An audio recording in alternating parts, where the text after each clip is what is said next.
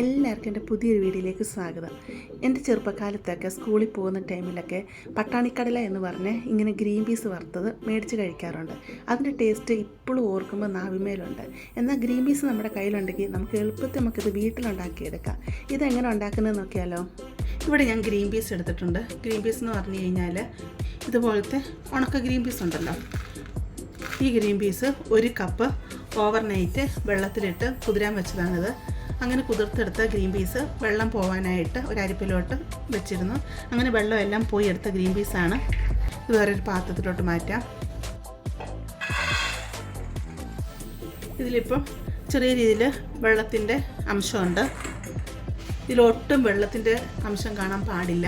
അതുകൊണ്ട് ഒന്നുകിൽ നല്ലൊരു കോട്ടൺ തുണി വെച്ചോ അതല്ലെങ്കിൽ ടിഷ്യൂ വെച്ചോ നല്ലതായിട്ട് ഇതിനെ അങ്ങ് തുടച്ചു കൊടുക്കണം. കാരണം നമ്മളിത് എണ്ണയിൽ വറുത്ത് കോരുന്നതാണ്. അന്നേരം വെള്ളത്തിൻ്റെ അംശം ഉണ്ടെങ്കിൽ എണ്ണ പൊട്ടിത്തെറിക്കാൻ ചാൻസ് ഉണ്ട്. ഇത് നല്ലതായിട്ട് തുടച്ച് കൊടുത്തിട്ട് ഇതൊരു പ്ലേറ്റിലോട്ട് നിരത്തിയിട്ടിട്ട് ഫാൻ്റെ കീഴിലോ എവിടെയെങ്കിലും ഇട്ട് നല്ലതായിട്ട് ഇതിനെ അങ്ങ് ഉണക്കിയെടുക്കണേ. ഗ്രീൻ പീസിലെ വെള്ളമെല്ലാം ഞാൻ തുടച്ചെടുത്തിട്ടുണ്ട്. ഇപ്പോൾ വെള്ളമെല്ലാം പോയിട്ടുണ്ട്. എന്നാലും വേറെ പ്ലേറ്റിലോട്ടിട്ട് ഇത് നിരത്തി ഞാൻ കുറച്ച് നേരം ഒന്ന് വെച്ചിട്ട് കൊണ്ടുവരാമേ. ഗ്രീൻ പീസെല്ലാം വെള്ളമൊക്കെ തുടച്ചെടുത്തല്ലോ. എന്നിട്ട് 2 പാത്രത്തിലായിട്ട് ഞാൻ വെളിയിൽ വെയിലത്തോട്ടൊന്ന് വെച്ച് കൊടുത്തു കേട്ടോ. ഇപ്പോൾ ഇവിടെ നല്ല ചൂടല്ലേ, അതിന് പെട്ടെന്ന് അതിൻ്റെ വെള്ളമൊക്കെ പോയി കിട്ടിയിട്ടുണ്ട്. നമുക്കിനി ഇതിനെ വറുത്തെടുക്കാമേ.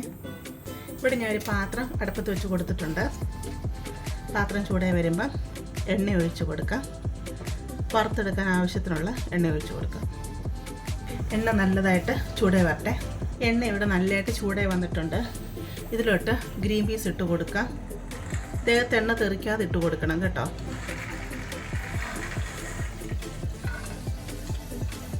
ഇത് നല്ലതായിട്ടൊന്ന് തിളച്ച് കഴിഞ്ഞ് കഴിയുമ്പോൾ തീ മീഡിയത്തിനും ലോയ്ക്കും ഇടയ്ക്കിട്ട് ഇതിനെ ഫ്രൈ ചെയ്തെടുക്കണം.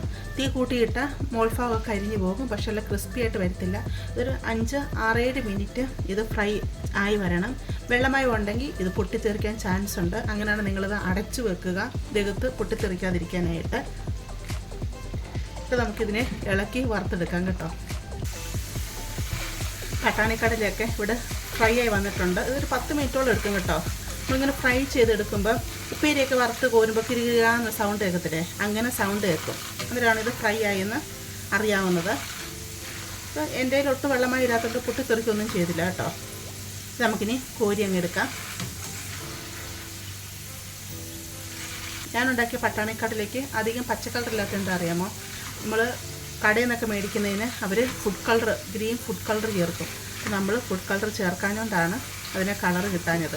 അതല്ലെങ്കിൽ നിങ്ങൾക്ക് ഗ്രീൻ കളർ വേണമെന്നുണ്ടെങ്കിൽ ഉണക്കിയെടുത്ത് കഴിഞ്ഞിട്ട് അതിലോട്ട് 2-3 ഡ്രോപ്സ് ഗ്രീൻ ഫുഡ് കളർ ചേർത്ത് കഴിഞ്ഞ് മിക്സ് ചെയ്തെടുത്താൽ മതി. അപ്പോൾ നല്ല ഗ്രീൻ കളർ കിട്ടും. തീ അങ്ങ് ഓഫ് ചെയ്യാം. നമുക്കത് കോരി മാറ്റാം.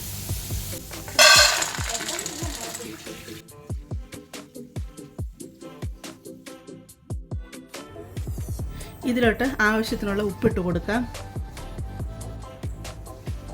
അതുപോലെ നമുക്ക് മുളക് പൊടിയുടെ ടേസ്റ്റ് ഇഷ്ടമാണ്, ശകലം മുളക് പൊടി ഇട്ട് കൊടുക്കാം. ഇത് നല്ലതായിട്ട് മിക്സ് ചെയ്തെടുക്കാം. അങ്ങനെ പട്ടാണിക്കടല ഇവിടെ റെഡി ആയിട്ടുണ്ട്.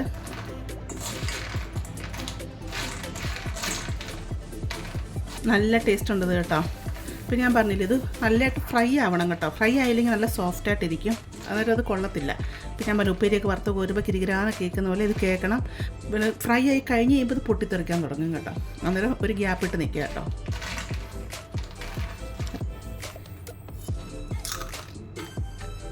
സൗണ്ട് കേട്ടില്ലേ, നല്ല ക്രിസ്പിയാണ് കേട്ടോ.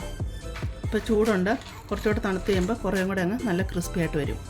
അപ്പോൾ എല്ലാവരും ഇത് തയ്യാറാക്കി നോക്കുക. നിങ്ങൾക്ക് ഇഷ്ടപ്പെടുവാണെങ്കിൽ ചാനൽ സബ്സ്ക്രൈബ് ചെയ്യുക, ലൈക്ക് ചെയ്യുക, ഫാമിലിയോട്ട് ഫ്രണ്ട്സിലോട്ടൊക്കെ ഷെയർ ചെയ്ത് കൊടുക്കുക കേട്ടോ. നമുക്കിനി പുതിയ വീഡിയോ ആയിട്ട് അടുത്ത ദിവസം കാണാം.